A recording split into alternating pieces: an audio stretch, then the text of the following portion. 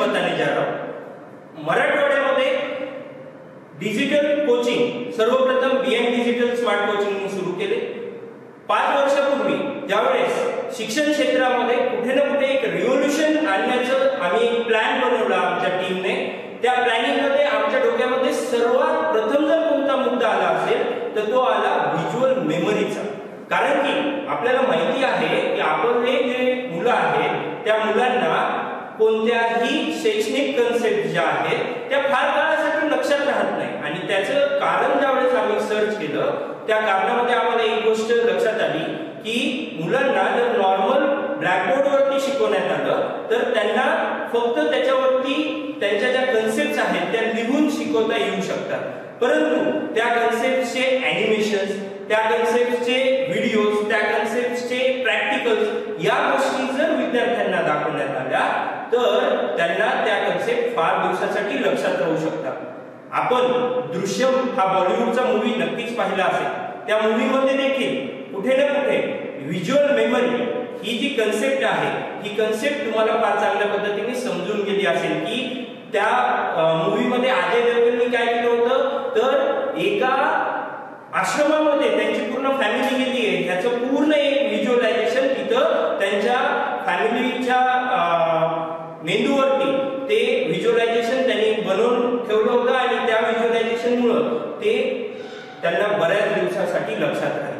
तर similar way आम्ही ज्यावेळेस विद्यार्थ्यांना क्लासरूम मध्ये टीच करतो तसेच आमच्या ऑनलाईन प्लॅटफॉर्मवरती टीच करतो तर ही जी टेक्नॉलॉजी मी आता आपल्याला दाखवणार आहे त्या टेक्नॉलॉजीचा वापर आम्ही मागील 5 वर्षापासून करत आहोत। म्हणजे आत्ताशी कुठे ऑनलाईन लर्निंग हे बूम पकडतंय, पण बीआयनी डिजिटल स्मार्ट कोचिंगनी काळाच्या पुढे जाऊन आणि विद्यार्थ्यांच्या भविष्याचा विचार करून मागील 5 वर्षापासून या टेक्नॉलॉजीचा वापर केलेला आहे। आमचे प्रत्येक क्लासरूम या टेक्नॉलॉजीनी कनेक्टेड आहे, प्रत्येक क्लासरूम मध्ये सेपरेट टेक्नॉलॉजी इन्स्टॉल्ड आहे। तर चला पाहूया या टेक्नॉलॉजीचे काही वैशिष्ट्ये। या टेक्नॉलॉजीसाठी आम्ही आंतरराष्ट्रीय स्तरावरच्या 5 वेगवेगळ्या संघटनांसोबत टाय अप केलेला आहे। तर मी आता आपल्याला एक सॉफ्टवेअरचं डेमॉन्स्ट्रेशन इथं दाखवत आहे। सर्वप्रथम आमचं जे मुख्य सॉफ्टवेअर आहे त्या सॉफ्टवेअर मध्ये आम्ही काय केलेलं आहे इंडिव्हिज्युअल टीचरचं लॉगिन बनवलेलं आहे। आता पॅरेंटच्या मनात आलं असेल सर इंडिव्हिज्युअल टीचर लॉगिन कशासाठी, तर इंडिव्हिज्युअल टीचर लॉगिन मुळे काय होतं शिक्षकांनी तो रिसोर्स शिकवत असताना वापरलाय की नाही वापरलाय याचं मला माझ्या ऍडमिन पॅनलला रिपोर्ट येतो आणि त्यामुळे आमच्या टीचिंग मेथोडॉलॉजी मध्ये ह्या पूर्ण सिस्टीमचा यूज फार चांगल्या पद्धतीने केला जातो। आता यामध्ये ज्यावेळेस ते इंडिव्हिज्युअल लॉगिन आहे त्या लॉगिन मध्ये आम्ही टीचरला त्यांच्या नावानुसार इंडिव्हिज्युअल लॉगिन दिलेलं आहे।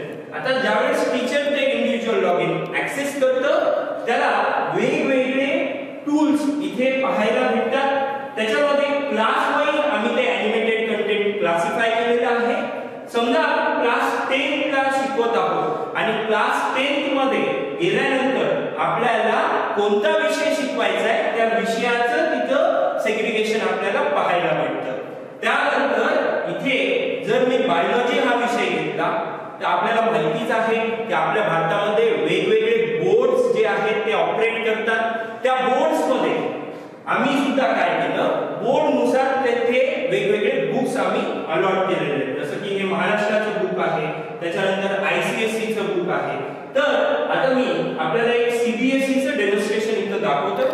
ज्यावेळेस बुक सिलेक्ट केल्या जाईल तेथे टॉपिक वाईज पूर्ण जे टॉपिक्स आहेत ते येतात आणि त्याचे सब युनिट्स येतात। आता हे जे सब युनिट आहे याच्यामध्ये जर मी ट्रान्सपोर्टेशन इन ह्यूमन बीइंग हा जर पॉइंट मला शिकवायचा असेल तर आम्ही ह्या पर्टिक्युलर सिस्टीम मध्ये प्री डिफाइन्ड लेक्चर प्लॅन बनवून दिलेले, ज्यामुळे शिक्षकाला फार जास्त सर्च न करता एक प्री डिफाइन्ड प्लॅनिंग मध्ये तो ते ॲनिमेशन त्याच्या टीचिंग मध्ये वापरू शकतो। आता जर त्याला ह्यूमन हार्ट शिकवायचंय, बघा मी तुम्हाला इथे वेगवेगळे डेमॉन्स्ट्रेशन दाखवणार आहे।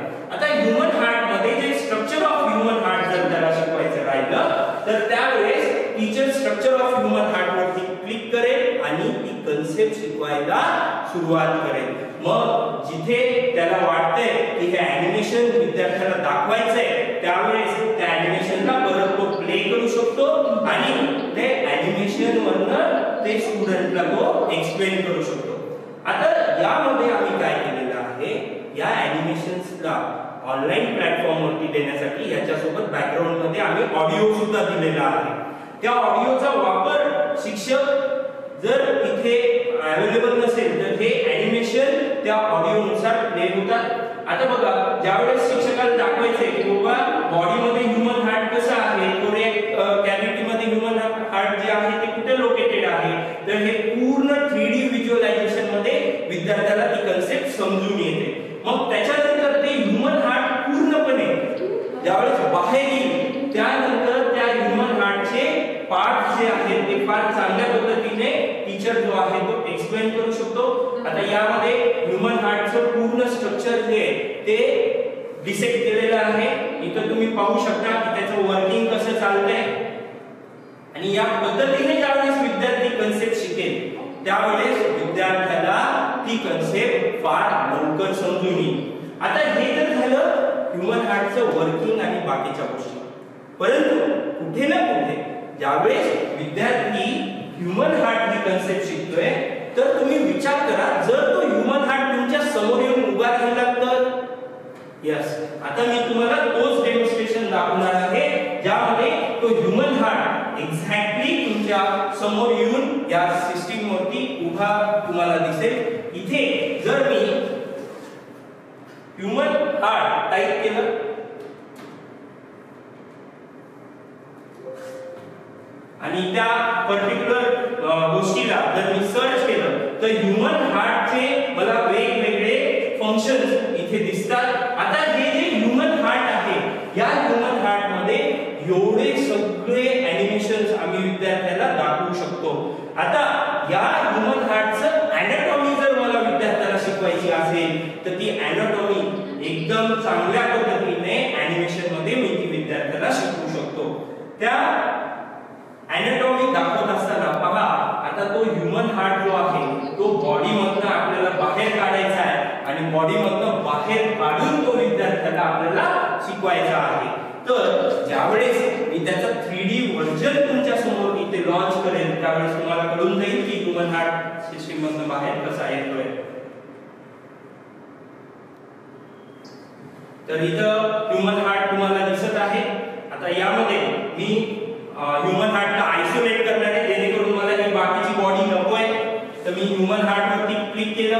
आता ह्यूमन हार्ट जे आहे ते पूर्णपणे आयसोलेट झालेलं आहे, बरोबर आहे, राईट. आणि ते फार चांगल्या पद्धतीने तुम्हाला तुमच्या सिस्टीम वरती ते हार्ट बीट होतंय असं तुम्हाला दिसतंय. आता ह्याच्यानंतर मला या हार्टला स्लाइस करायचंय, ह्याच्या आतमध्ये काय काय आहे हे मला समजून घ्यायचंय. त्यासाठी मी सगळ्यात पहिले स्लाइस वरती क्लिक करेन. आता काय झालं, हे जे हार्ट आहे त्याची स्लाइस तुमच्या समोर आली आणि हार्टच्या आतमध्ये जे ऑर्गन्स आहेत ते ऑर्गन्स तुम्हाला हळूहळू आता नेमिंग दिसतील. जसं की ट्रायकस्पिड वॉल, त्याच्यानंतर राईट व्हेंट्रिकल, त्याच्यानंतर राईट ॲट्रियम, त्याच्यानंतर ट्रायकस्पिड वॉल, ठीक आहे, लेफ्ट व्हेंट्रिकल, लेफ्ट ॲट्रियम. या पद्धतीने विद्यार्थ्याला शिकवण्यात येतं. मग यानंतर जर मला हा पर्टिक्युलर ह्यूमन हार्टला जर अजून झूम करायचं असेल तर मी झूम करूनही विद्यार्थ्याला दाखवू शकतो, ठीक आहे.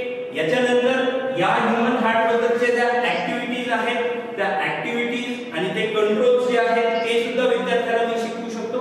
अशा पद्धतीने विद्यार्थ्याला हे ह्यूमन हार्टचं जे वर्किंग आहे ते वर्किंग आम्ही शिकवत आहोत.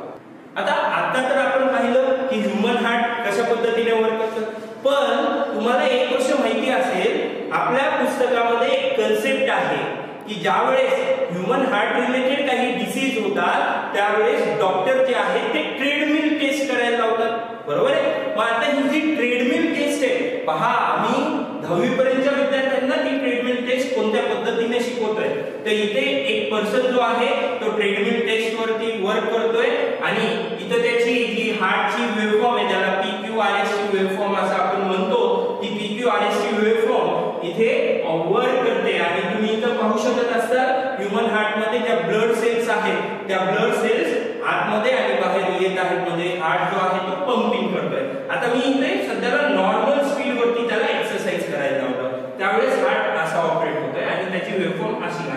ज्यावेळेस मी माइंड एक्सरसाइज वरती येईल त्यावेळेस तुम्ही पाहू शकता की जे वेव्हफॉर्म आहे ते फास्ट मूव्ह होते आणि हार्टचं जे पंपिंग आहे ते सुद्धा चेंज झालेलं आहे. आणि ज्यावेळेस मी हेवी एक्सरसाइज वरती येईल तुम्ही पहा ते वेव्हफॉर्म आणखीन फास्ट झालं आणि हार्टचं जे पंपिंग आहे ते पंपिंग देखील चेंज झालेलं आहे. तर अशा पद्धतीने डेली लाईफ मध्ये ज्या काही कन्सेप्ट यूज होतात त्या कन्सेप्ट वाईज आम्ही त्यांना शिकवतो. आता हे तर झालं आमचे रिसोर्सेस, पण आजकालची जी जनरेशन आहे ती फार जास्त हुशार आहे. त्या जनरेशनला कुठे ना कुठे एन नंबर ऑफ रिसोर्सेस पाहिजे. त्यासाठी आम्ही काय केलं, प्रत्येक कन्सेप्टचे जे वेब रिसोर्सेस गरजेचे आहेत विद्यार्थ्यांना शिकवण्यासाठी ते वेब रिसोर्सेस आम्ही इथे लिस्ट आउट करून ठेवलेले आहेत. आणि प्रत्येक सिस्टीमला इंटरनेट कनेक्टिव्हिटी देऊन त्या टीचरनी जर समजा त्याला आणखीन काही वेब रिसोर्सेस स्टुडंटला दाखवायचे असतील तर तो टीचर ते वेब रिसोर्सेस स्टुडंटला तिथे दाखवू शकतो. तर तिने आम्ही त्यांना प्रॅक्टिकली टीच करतोय. तर ज्यावेळेस त्यांना आम्हाला प्रॅक्टिकली टीच करायचं असतं तर आमच्याकडे काही प्रॅक्टिकल व्हिडिओज पण आम्ही बनवलेले आणि काही प्रॅक्टिकल सॉफ्टवेअर्स आमच्याकडे आहेत. आता मी थोडंसं क्लास चेंज करतो कारण की बऱ्याच वेळेस parent.ltr हे एकच क्लासचं का दाखवत असतील. तर इथे मी क्लास चेंज केला आणि क्लास चेंज करून एका बोर्डच्या माध्यमातून तुम्हाला एक प्रॅक्टिकल व्हिडिओच्या जर्नीकडे मी घेऊन चाललो आहे. आता बघा, ज्यावेळेस आम्ही क्रॉप प्रोडक्शन ही जी कन्सेप्ट आहे ही ज्यावेळेस शिकवतो तर ऍडिंग मॅन्युअर अँड फर्टिलायझर हे आपण डेली लाईफ मध्ये बघतो. आता बघा, मॅन्युअर आणि फर्टिलायझर जेव्हा थेअरी मध्ये शिकवलं तेव्हा मुलांना समजून आलं, पण डेली लाईफ मध्ये त्याचा उपयोग कसा होतो. आणि डॉक्टर होमी बाबा सारखी परीक्षा ज्यावेळेस विद्यार्थी देतो त्यावेळेस त्याला अशा पद्धतीच्या व्हिडिओचा फार जास्त फायदा होतो. त्याच्यामध्ये बघा, इथे पावडर आणि युरिया हे दोन जे एक मॅन्युअर आणि एक फर्टिलायझर या दोन गोष्टी आपण घेतलेल्या आहेत. आता त्याचा जो इफेक्ट आहे तो इफेक्ट कसा होतो हे आपण या व्हिडिओतून बघणार आहोत. मग आम्ही इथे त्या ऍक्टिव्हिटीला काय केलं आहे, प्री रेकॉर्ड करून शूट केलेलं आहे जेणेकरून त्यांना क्लासरूम मध्ये एक प्रॅक्टिकल लॅबचा एक्सपिरियन्स घेता यावा आणि अशा पद्धतीने त्यांना प्रॅक्टिकल ऍक्टिव्हिटी मधनं आम्ही टीच करतो. Also keep aside some manure that is cow dung. इथे cow dung टाकलेले आहे, इथे युरिया टाकलेला आहे आणि सी मध्ये आपण कोणतीही गोष्ट ऍड नाही केलेली आहे. तर जेव्हा सॉइल cow dung सोबत मिक्स होते आणि एक सॉइल जी आहे ती युरिया सोबत मिक्स केलेली आहे आणि सी मध्ये काही ऍड केलेले आहे. मग ज्यावेळेस आपण इथे मूंग सीड्स प्लांट करतो त्या मूंग सीड्सची ग्रोथ जर आपण पाहिली तर त्या मूंग सीड्सच्या ग्रोथ मध्ये तुम्हाला एक चेंज दिसून येईल. जो चेंज तुम्हाला मी दाखवतोय आता. आफ्टर 7 days नंतर काय होते बघा. ए मध्ये मूंग सीड्स जे आहे ते ग्रो झालेले आणि बी मध्ये जी ग्रोथ आहे ती फार थोडीशी इफेक्ट आहे, पण ते ए मधली ग्रोथ फार नॅचरल ग्रोथ आहे आणि सी मध्ये ती ग्रोथ प्रॉपर नाही. तर अशा पद्धतीने आम्ही त्यांना नॅचरल डेमॉन्स्ट्रेशनच्या माध्यमातून जे लाईफ सायन्स आहे ते लाईफ सायन्स शिकवतो. आता त्याच्या सोबत बऱ्याच वेळेस पालकांचं म्हणणं येतं की सर कुठे ना कुठे विद्यार्थ्याला तुम्ही टेस्ट कसं करताय की ती कन्सेप्ट कळली की नाही कळली. तर या गोष्टीसाठी आम्ही छोट्या छोट्या मुद्द्यांवरती देखील टेस्ट बनवलेला आहे. त्याच्यामध्ये एमसीक्यू टेस्ट जे आहे त्या एमसीक्यू टेस्ट आम्ही स्टुडंटला लगेच क्लासरूम मध्ये असाइन करतो. हे क्वेश्चन स्टुडंट समोर हायलाइट होतं. ऑनलाइन मोड मध्ये देखील हे क्वेश्चन स्टुडंट समोर हायलाइट होतात आणि याचा आन्सर स्टुडंट ज्यावेळेस देतं त्यावेळेस आम्हाला असं कळतं की ही कन्सेप्ट जी आहे ती स्टुडंटला कळली की नाही कळली. समजा आता मी इथं आन्सर बी ला मार्क केलं आणि तिथं शो आन्सर ज्यावेळेस मी करतो तर त्याचा आन्सर जर समजा डी हे करेक्ट आन्सर होतं सिंथेटिक फर्टिलायझर्स, मग हे स्टुडंटला आम्ही अॅनालाइज करतो की किती स्टुडंटनी करेक्ट आन्सर दिलाय, किती स्टुडंटनी रॉंग आन्सर दिलाय. असं एका शॉर्ट बीट्स जे आहेत त्या बीट्स वरती आम्ही क्वेश्चन्स क्रिएट केलेले आहेत. तर अशा पद्धतीने हे झाले आमचे सॉफ्टवेअर्स. आता मी येतोय आमच्या प्रॅक्टिकल लॅब कडे. आता सायन्स हा विषय प्रॅक्टिकल वेने शिकण्याचा विषय आहे आणि त्यामुळे स्टेम लर्निंग ही जी कन्सेप्ट आहे ती बिहाइंड डिजिटल स्मार्ट कोचिंगने विद्यार्थ्यांसाठी लॉन्च केली.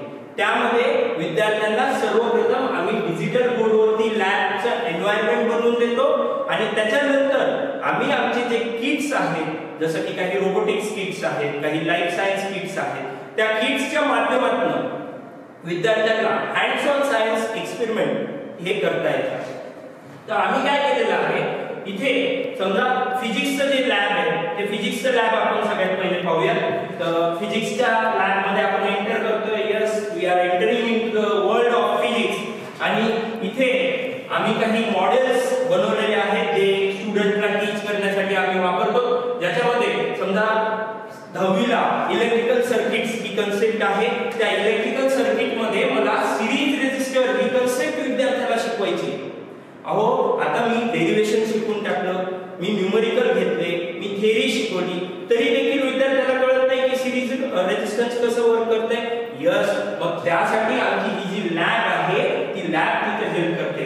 इथे मी काय केलंय, वेगवेगळे सेटअप्स बनवलेले आहेत. त्या सेटअप मध्ये मी काय करतोय, समजा मी हे बटन ऑन केलं. बटन ऑन केल्यावरती तुम्ही जर पाहिलं तर हा जो 5 व्होल्टचा सप्लाय आहे, हा सप्लाय कनेक्ट झाला आणि इथे 2 5 ओहमचे रेजिस्टर्स तुम्हाला दिसतात. ते 2 5 ओहमचे रेजिस्टर्स जे आहेत ते ऍड अप होऊन जातात, म्हणजे त्याचं रेजिस्टन्स झालं 10 ओहम आणि त्यामुळे अॅमीटर मध्ये तुम्हाला 0.5 अँपिअर ची रीडिंग तिथे दिसते. सिमिलरली इथं जर मी बटन ऑन केलं तर पाहूयात काय होतंय. बघा, करंट चेंज होतोय. याचा अर्थ आम्ही विद्यार्थ्यांना समजू शकतो की जसं जसं रेजिस्टन्स वाढतोय तसं तसं करंट काय होत चाललाय, कमी होत चाललाय. सिमिलर वे इथं पहा, इथं करंट आणखी कमी झालं. तर अशा पद्धतीने त्यांना सिरीज रेजिस्टन्स, त्याच्यानंतर पॅरलल सर्किट्स, तर हे पॅरलल सर्किटचं डेमॉन्स्ट्रेशन आहे. त्याच्यानंतर ओहम्स लॉ, यस, हे एक डेमॉन्स्ट्रेशन आपण पाहणार आहोत. याच्यामध्ये समजा मी 125 ओहमचा रेजिस्टन्स तिथे कनेक्ट केला, त्याला एक व्होल्टेज सप्लाय दिला. इथे तुम्ही पाहू शकता ओहम्स लॉचा ग्राफ प्लॉट होतो, ज्यामुळे आम्ही त्यांना V=IR हे जे ओहम्स लॉचं रिलेशन आहे ते रिलेशन अतिशय चांगल्या पद्धतीने शिकवू शकतो. तर अशा पद्धतीने फिजिक्सच्या प्रत्येक टॉपिकचं इथे आम्ही डेमॉन्स्ट्रेशन्स बनवलेले आहेत. आता केमिस्ट्रीची जी लॅब आहे ती समजून सांगण्यासाठी मी आमचे chemistry expert mister professor Khindkar sir यांना इथं इन्व्हाइट करतो की त्यांनी केमिस्ट्री लॅबचं डेमॉन्स्ट्रेशन आपल्याला दाखवावं. Welcome student. आपण या ठिकाणी केमिस्ट्री या विषयाचे जसं की ऑफलाईन वर्गामध्ये आपण शिकत असताना आपण जनरली पाहतो त्या ठिकाणी how acid reacts with the base, बरोबर.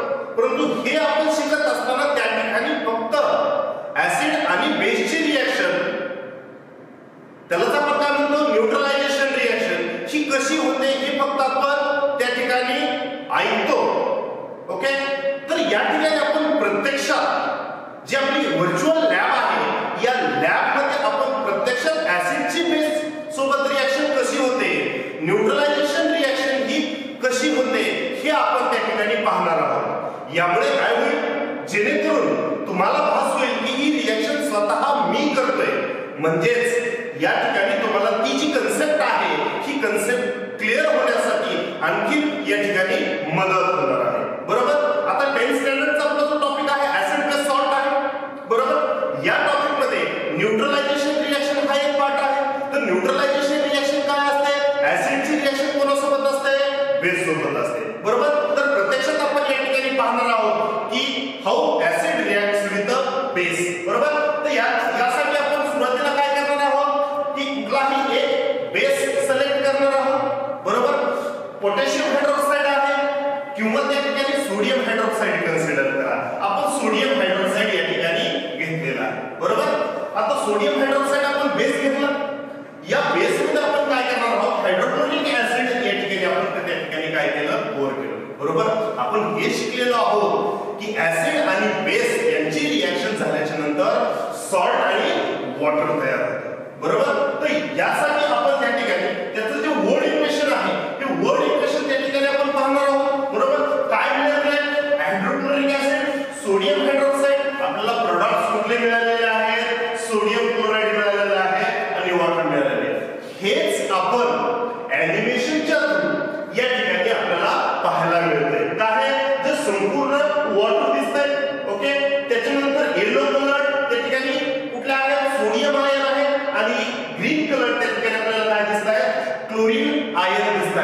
म्हणजेच व्हर्च्युअल लॅब मध्ये आपल्याला या ठिकाणी असा अनुभव येतोय की रिएक्शन आपण स्वतः करत आहोत. तसंच हे जे ऍप्लिकेशन आहे या ऍप्लिकेशन मध्ये आपण आता याचं वर्ड इक्वेशन असेल, त्याच्यानंतर त्याचं सिम्बॉलिक रिप्रेझेंटेशन असेल किंवा आयोनिक रिप्रेझेंटेशन असेल, हे देखील या ठिकाणी आपल्याला पाहायला मिळेल. जसं की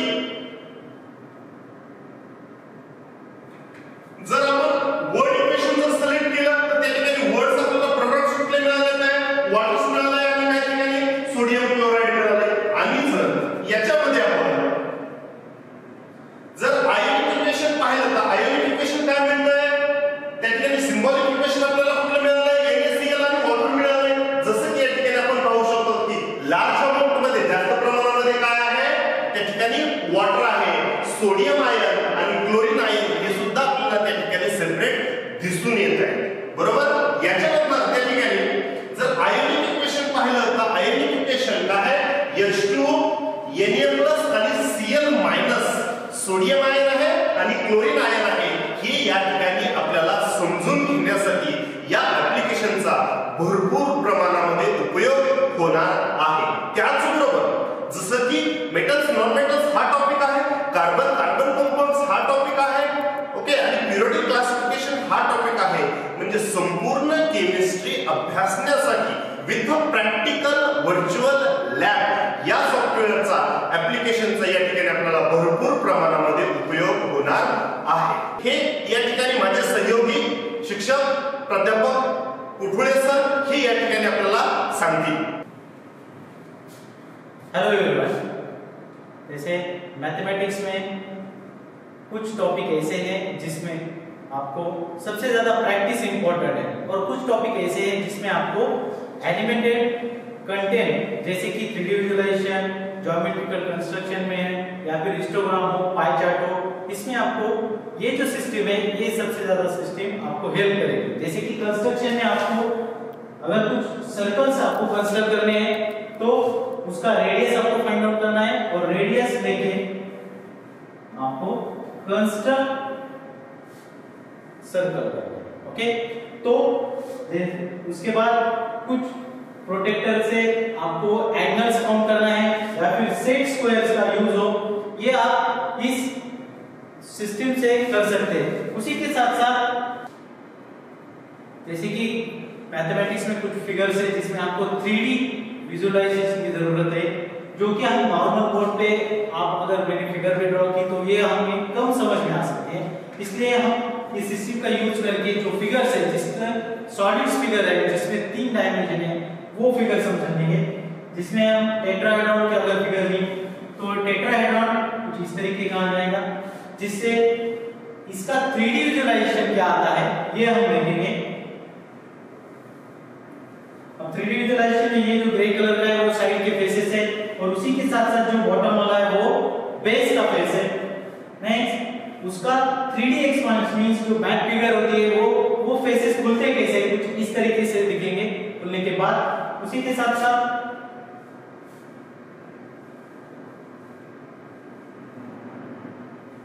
कुछ प्रिज्म है. अब ये जो प्रिज्म है ये प्रिज्म का जो फिगर है इसका 3D फेस है.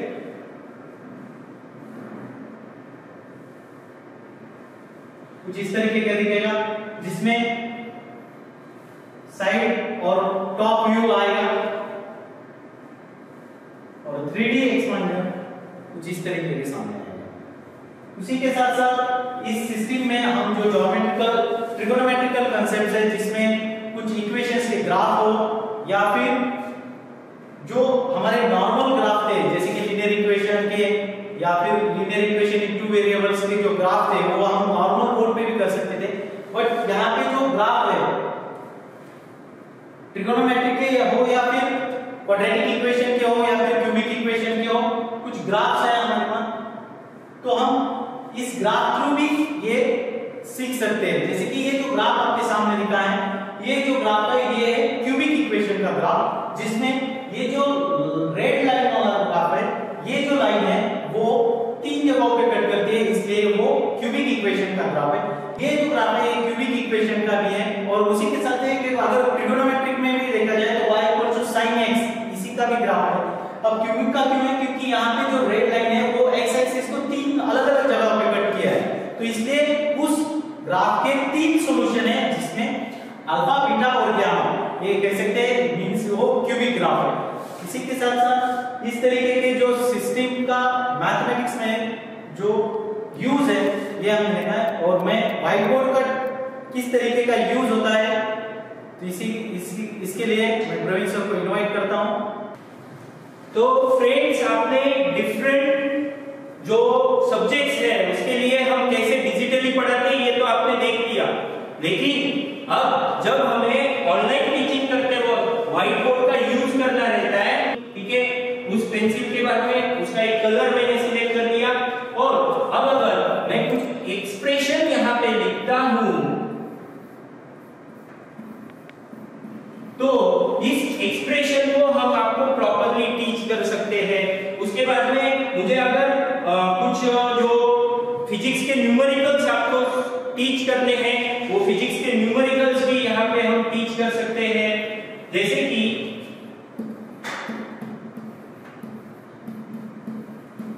सपोज हमें पता है कि हमारे जो 3 इक्वेशंस है उन 3 इक्वेशंस के न्यूमेरिकल्स हमें सॉल्व करने पड़ते हैं, तो इस टाइप में राइट डाउन करते हुए आपको हम टीच कर सकते हैं। इसमें हम इमेजेस भी इंपोर्ट कर सकते हैं, वीडियोस इंपोर्ट कर सकते हैं। तो ये इतना ज्यादा मल्टी फंक्शनल बोर्ड सबसे पहले बीड में हमने लॉन्च किया। 5 साल से हम इस टेक्नोलॉजी को यूज कर रहे हैं और उसके अंदर बहुत सारे अपग्रेडेशंस हमने लाए हैं।